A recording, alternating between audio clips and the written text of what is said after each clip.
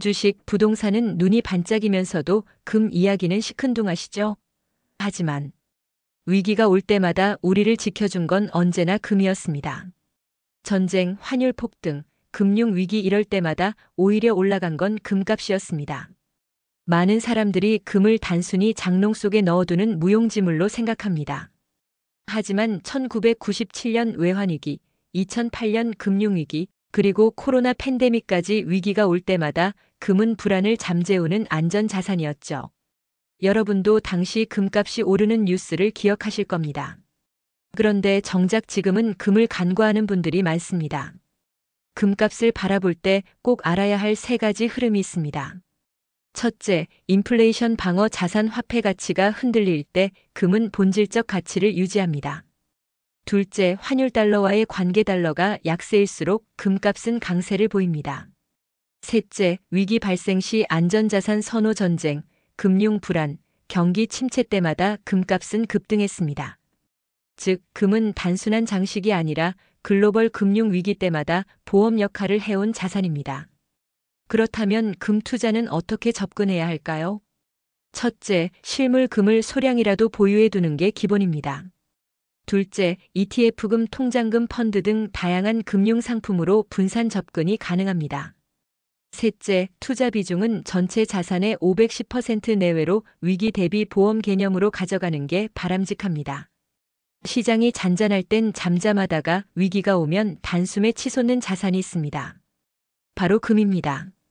폭풍이 몰아치면 수면 위로 솟아오르는 돌고래처럼 금은 위기 때마다 본색을 드러냅니다. 많은 분들이 금을 단순히 투자 수익률 관점에서만 바라봅니다. 하지만 진짜 중요한 건 수익률이 아닙니다. 불확실한 세상에서 금은 우리의 자산을 지켜주는 안전망, 생존 도구라는 의미가 더 큽니다. 여러분도 불안한 시기마다 내 자산을 어디에 두어야 안전할까? 고민해 보신 적 있으실 겁니다. 앞으로 금값을 바라볼 때 반드시 기억해야 할 포인트가 있습니다. 금의 본질은 돈의 그림자입니다. 통화 자체는 아니지만 늘 화폐와 함께 움직여왔습니다. 달러 가치가 흔들릴 때 금은 그 빈자리를 메우며 오릅니다. 반대로 달러가 강세를 보일 때는 금값이 주춤하는 경향을 보입니다. 즉, 금은 달러와 반대 방향으로 움직이는 경우가 많습니다. 그렇다면 금을 어떻게 바라보고 투자해야 할까요? 첫째, 달러 강세 약세 국면을 함께 체크해야 합니다. 둘째, 금은 단기 시세 차익보다는 장기적 보험 성격으로 접근해야 합니다. 셋째, 자산의 510% 정도를 금으로 분산 투자해두면 위기 시 자산 방어 효과가 극대화됩니다. 돈이 흔들릴 때마다 따라 움직이는 그림자가 있습니다. 바로 금입니다. 이자는 주지 않는다고 무시받던 금, 하지만 화폐 신뢰가 무너질 땐 오히려 진짜 이자를 주는 자산이 됩니다. 오늘날 전 세계 경제는 부채에 의존하는 구조입니다. 중앙은행이 돈을 찍어내면 통화 가치는 떨어질 수밖에 없죠. 그 결과 화폐를 대신해 상대적 가치를 지켜주는 자산이 바로 금입니다. 돈의 가치가 예전 같지 않다는 걸 체감해 보셨을 겁니다. 앞으로 금값을 바라볼 때 반드시 봐야 할 세 가지 축이 있습니다. 첫째, 달러 가치. 달러가 약세일수록 금은 강세를 보입니다. 지금처럼 미국이 무역 적자와 재정 적자를 동시에 안고 있는 상황에서는 달러 약세 가능성이 큽니다. 둘째, 금리 수준. 금리는 금 보유의 기회비용입니다. 금리가 오르면 금은 잠시 약세를 보일 수 있지만 장기적 위기 국면에서는 반대로 안전자산으로 수요가 몰립니다. 셋째, 지정학적 위험. 전쟁, 분쟁, 정치적 불안이 발생할수록 금은 안전자산으로 주목받습니다. 즉, 달러 금리, 지정학적 리스크, 이 세 가지가 금값의 핵심 축입니다. 실제로 금에 투자할 때는 이렇게 접근하세요. 첫째, 환율 뉴스를 반드시 체크하세요. 원달러 환율과 달러 강약세 흐름이 금값과 직결됩니다. 둘째, 금리를 확인하세요. 미국과 한국 금리 차이가 커질수록 금값의 단기 변동성이 커집니다. 셋째, 지정학 뉴스에도 민감하게 대응하세요. 중동, 유럽, 동아시아의 분쟁이 금값 급등 신호가 될 수 있습니다. 전쟁, 금융위기, 팬데믹, 세상이 흔들릴 때마다 가장 먼저 오르는 자산이 있습니다. 바로 금입니다. 그리고 지금 금은 다시 장기 상승 흐름에 들어섰다는 신호들이 보이고 있습니다. 많은 분들이 금을 이자도 안 주는 무의미한 자산이라고 생각합니다. 하지만 역사를 보면 금리 인하, 지정학적 위기, 달러 약세가 맞물릴 때마다 금값은 폭발적으로 올랐습니다. 이런 불확실성 속에서 내 자산을 어디에 두어야 할까 고민해 보셨을 겁니다. 앞으로 금값을 전망할 때 꼭 기억해야 할 세 가지 축이 있습니다. 금리 수준. 금리는 금 보유의 기회비용입니다. 금리가 높으면 금의 매력은 줄지만 정점을 찍고 인하로 전환되는 순간 금은 강력한 상승을 보입니다. 실제로 과거 모든 금값 상승 사이클은 금리 인하 구간과 겹쳤습니다. 지정학적 위험, 전쟁, 금융위기, 팬데믹 같은 돌발 변수는 금값을 단기적으로 급등시킵니다. 최근 중동 분쟁, 미중 갈등, 러시아 전쟁이 대표적 사례죠. 달러 약세 구조. 미국이 재정 적자와 무역 적자를 동시에 안고 있는 지금 달러의 장기 약세 가능성이 금의 상승 동력이 되고 있습니다. 그렇다면 우리는 어떻게 대응해야 할까요? 첫째, 금리는 방향성을 보셔야 합니다. 고점에서 인하로 전환되는 순간이 기회입니다. 둘째, 지정학적 위험 뉴스에 민감하게 반응하세요. 불확실성이 커질수록 금은 즉각 반응합니다. 셋째, 자산의 510%를 금으로 배분해 위기 대비 보험처럼 운영하세요. 주식과 부동산이 흔들릴 때 끝까지 우리를 지켜주는 자산이 있습니다. 바로 금입니다. 돈을 벌기 위해서가 아니라 망하지 않기 위해 필요한 자산. 그것이 금입니다. 많은 분들이 금을 단기 차익용 투자로만 바라봅니다. 하지만 금의 본질은 다릅니다. 우리가 위기를 겪을 때마다 금은 단순한 투자 상품이 아니라 심리적 안정과 생존 자산으로 작동해 왔습니다. 여러분도 혹시 내 자산이 한순간에 무너지면 어쩌지? 라는 두려움을 느껴본 적 있으시죠? 앞으로 금값을 이해할 때 꼭 기억해야 할 세 가지 핵심 동력은 다음과 같습니다. 글로벌 부채 구조. 인플레이션 부채 확대는 화폐 가치를 희석시키고 그때마다 금은 힘을 발휘합니다. 금리 사이클 전환. 미국이 금리를 내리기 시작하면 금은 빠르게 가격을 재평가하며 상승합니다. 중앙은행의 매입. 특히 신흥국 중앙은행들이 달러 의존도를 줄이기 위해 금을 꾸준히 매입하고 있습니다. 이는 장기적 수요를 뒷받침합니다. 개인 투자자는 금을 이렇게 활용해야 합니다. 첫째, 금을 수익 자산이 아닌 보험 자산으로 보세요. 둘째, 전체 자산의 510%만 금에 배분해도 위기 상황에서 계좌 전체가 버티는 힘이 생깁니다. 셋째, 금 ETF, 금 통장, 실물 골드바 등 자신의 투자 성향에 맞는 수단을 선택해 꾸준히 보유하세요. 주식은 공격, 채권은 수비. 그런데 진짜 위기에서 자산을 지켜주는 방패는 따로 있습니다. 바로 금입니다. 세상이 불확실할수록 금의 가치는 2배, 3배 더 빛납니다. 많은 분들이 금을 여전히 장롱 속 자산 정도로만 생각합니다. 하지만 위기가 닥칠 때마다 가장 먼저 살아남는 자산은 언제나 금이었습니다. 주식과 부동산은 오르내리지만 불안할 때 망하지 않게 해주는 건 금이죠. 여러분도 이런 생각 한 번쯤 해보셨을 겁니다. 내 자산을 지켜줄 최후의 보험은 뭘까? 앞으로 금값을 지탱하는 핵심 요인은 4가지입니다. 글로벌 부채 구조. 부채가 늘어날수록 화폐 가치는 희석되고 금은 그때마다 힘을 발휘합니다. 금리 사이클. 금리 인하 국면에서 금은 항상 상승세를 보였습니다. 지정학적 위험, 전쟁, 금융위기, 팬데믹 같은 불확실성이 금값을 급등시킵니다. 중앙은행의 매수세. 특히 신흥국 중앙은행이 달러 의존도를 낮추기 위해 금을 꾸준히 사들이면서 장기 수요를 뒷받침하고 있습니다. 개인 투자자가 금을 활용하는 방법은 단순합니다. 첫째, 금을 단기 차익 상품이 아니라 보험 자산으로 보셔야 합니다. 둘째, 전체 자산의 510% 정도를 금에 배분해 두세요. 위기 때 계좌 전체를 지켜주는 힘이 됩니다. 셋째, 금 ETF, 금 통장, 실물 금 등 자신에게 맞는 방식으로 분산 보유하면 더 안전합니다. 금은 단순한 자산처럼 보일 수 있습니다. 하지만 역사적 사건 속에서 금은 늘 다른 의미로 다가왔습니다. 위기가 올 때마다 가장 먼저 빛난 자산, 바로 금입니다. 많은 분들이 금값을 단순히 오르고 내리는 숫자로만 보십니다. 그러나 숫자만 보면 놓치는 게 있습니다. 바로 왜 그 순간 금이 빛났는가라는 본질이죠. 언제 금이 힘을 발휘할까? 궁금하셨을 겁니다. 역사를 통해 금의 흐름을 보면 더 명확해집니다. 1971년 닉슨 대통령이 금본 위제를 폐지하며 달러와 금의 연결고리가 끊어졌습니다. 그때부터 세계는 새로운 통화 체제로 들어섰습니다. 1970년대 중반 오일 쇼크와 스태그플레이션으로 물가가 폭등하고 경제 성장이 둔화되자 주식시장은 크게 흔들렸습니다. 하지만 금은 불안 속에서 투자자들의 신뢰를 받으며 가격이 급등했습니다.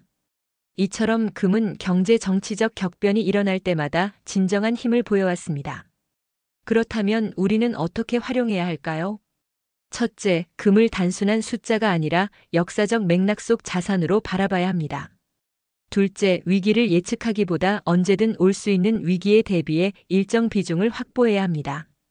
셋째, 단기 차익이 아니라 장기 생존을 위한 보험으로 보유하는 습관을 가져야 합니다. 주식과 부동산이 무너질 때 단 하나 압도적인 힘을 보여준 자산이 있습니다. 바로 금입니다. 위기의 순간마다 사람들은 결국 금으로 몰려왔습니다. 많은 분들이 금을 움직이지 않는 자산이라고 생각합니다. 그러나 역사를 보면 금은 위기 때 가장 빠르게 반응하며 우리 자산을 지켜왔습니다. 여러분도 외환위기, 금융위기, 코로나 같은 불안한 시기를 경험하며 내 자산을 지켜줄 방패는 뭘까? 고민하신 적 있으실 겁니다. 역사적 흐름 속에서 금은 언제나 같은 메시지를 줍니다. 1970년대 초 금값은 온스당 35달러 수준이었습니다. 그러나 오일 쇼크와 스태그플레이션을 거치며 1980년에는 무려 800달러 가까이 치솟았습니다. 2008년 글로벌 금융위기 때 리먼 브라더스가 붕괴하자 주식과 부동산은 폭락했지만 금은 달랐습니다. 2007년 600달러였던 금은 불과 몇 년 만에 1900달러를 돌파했습니다. 2020년 코로나 팬데믹 당시 각국 중앙은행이 돈을 무제한으로 풀자 금은 또다시 안전자산으로서 위력을 입증했습니다. 그렇다면 우리는 어떻게 해야 할까요? 첫째, 금을 단순히 가격으로만 보지 말고 역사 속 흐름으로 이해해야 합니다. 둘째, 위기 이후가 아니라 위기 전부터 일정 비중을 확보해 두어야 합니다. 셋째, 주식 부동산과 함께 포트폴리오의 최소 510%는 금으로 보험을 드는 것이 안전합니다. 주식 시장이 반등해도 달러 가치가 흔들리면 빛나는 건 언제나 금이었습니다. 위기에는 금. 이 단순한 문장은 오늘날에도 여전히 유효합니다. 많은 분들이 금의 시대가 끝난 게 아니냐고 묻습니다. 그러나 지금 세계를 둘러싼 불확실성을 보면 오히려 금의 시대는 끝나지 않았습니다. 우리 모두 알고 있죠. 부채, 달러, 그리고 세계 정치 리스크는 앞으로도 사라지지 않는다는 것을. 앞으로 금값을 예측할 때 반드시 봐야 할 변수들이 있습니다. 세계적인 부채 위기 미국의 국가부채는 이미 GDP를 넘어섰습니다. 유럽과 아시아 주요국도 다르지 않습니다. 부채를 감당하기 위해 화폐 신뢰가 약해지고 그 결과 금 수요는 더 늘어납니다. 달러 패권 흔들림 달러는 여전히 기축 통화지만 중국, 러시아, 인도 같은 나라들은 금을 대거 사들이며 탈달러를 추진하고 있습니다. 글로벌 불확실성, 지정학적 갈등, 전쟁, 팬데믹 같은 위기는 언제든 터질 수 있고 그때마다 금은 안전자산으로 다시 주목받습니다. 개인 투자자가 할 수 있는 준비는 단순합니다. 첫째, 금을 단기 차익이 아니라 장기 보험 자산으로 인식하세요. 둘째, 전체 자산 중 최소 510%를 금에 배분해 두는 습관을 가지세요. 셋째, 금 ETF, 금 통장 실물, 금 등 다양한 방식으로 나눠 보유하면 더 안전합니다. 기축 통화의 힘이 약해질수록 금의 전략적 가치는 더욱 커집니다. 금리는 오르고 내리고 갈피를 못 잡지만 그 불확실성 속에서 빛나는 자산이 있습니다. 바로 금입니다. 요즘 많은 분들이 고민하십니다. 금리가 오르면 금이 약해지고 금리가 내리면 금이 강해진다고 하는데 금리를 예측할 수 없는 지금 도대체 금을 어떻게 바라봐야 할까요? 게다가 미중 갈등, 러시아 마이너스 우크라이나 전쟁, 중동 분쟁 같은 뉴스가 매일 쏟아지며 마음을 불안하게 만들고 있습니다. 이런 상황에서 나와 가족의 자산을 지킬 방법이 필요합니다. 앞으로 금값을 움직이는 핵심 변수는 크게 세 가지입니다. 달러와 기축 통화의 약화, 달러 패권이 흔들릴수록 금의 전략적 가치는 높아집니다. 금리 정책의 불확실성, 금리가 유지되든 갑자기 인하되든 변동성 자체가 금값을 자극합니다. 지정학적 긴장, 전쟁, 분쟁, 갈등은 언제든 금값을 단기간 폭등시킬 수 있는 불씨가 됩니다.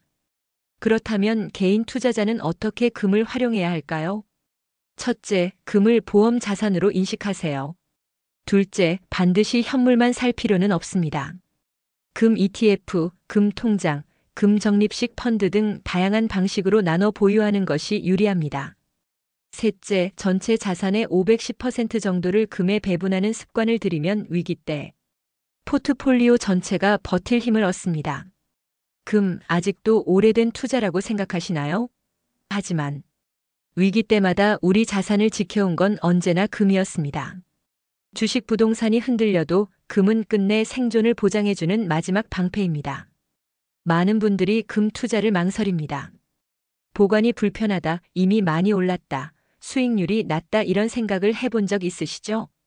하지만 시대가 변할수록 금의 역할은 오히려 더 뚜렷해지고 있습니다. 위기를 겪은 분들이라면 다 공감하실 겁니다. 결국 금이 있었기 때문에 버틸 수 있었다는 사실을요. 금에 접근하는 방법은 여러 가지가 있습니다. 현물 금 투자, 위기 상황에서도 실물 그대로 보유 가능. 하지만 보관 거래 비용과 낮은 유동성이 단점입니다. 금 ETF 쉽게 사고 팔 수 있고 가격이 실시간 반영됩니다. 다만 실물이 아니라 금융상품이라 심리적 안정감은 떨어질 수 있습니다. 금 통장 적립식 투자, 소액으로 꾸준히 쌓아갈 수 있고 장기 보유에 적합합니다. 단 단기 매매엔 맞지 않습니다. 개인 투자자가 가장 현실적으로 취할 방법은 간단합니다. 첫째, 포트폴리오의 510%를 금에 배분하세요. 둘째, 주식 채권과 균형을 맞추면서 위험을 분산하세요. 셋째, 현물 ETF 금 통장을 적절히 섞어 보유하면 위기에 더 강한 자산 구성이 완성됩니다. 돈은 배신해도 금은 배신하지 않습니다. 세상이 흔들릴 때 마지막까지 우리 자산을 지켜줄 단 하나의 방패가 있습니다. 많은 분들이 금을 아직도 단순한 장식품이나 오래된 투자라고 생각합니다. 하지만 인플레이션, 부채 위기, 전쟁, 금융 불안 속에서 늘 우리를 지켜준 건 주식도 부동산도 아닌 바로 금이었습니다. 여러분도 위기를 겪으며 차라리 금을 조금이라도 들고 있었더라면 하고 후회한 경험 있으시죠? 앞으로 금값을 움직이는 핵심 요인은 네 가지입니다. 인플레이션과 부채 구조, 금을 지지합니다. 금리 변동성, 금값을 밀어올리는 촉매제가 됩니다. 지정학적 위험, 언제든 단기 급등을 만들 수 있습니다. 중앙은행 매입, 금값의 하방을 단단히 받쳐줍니다.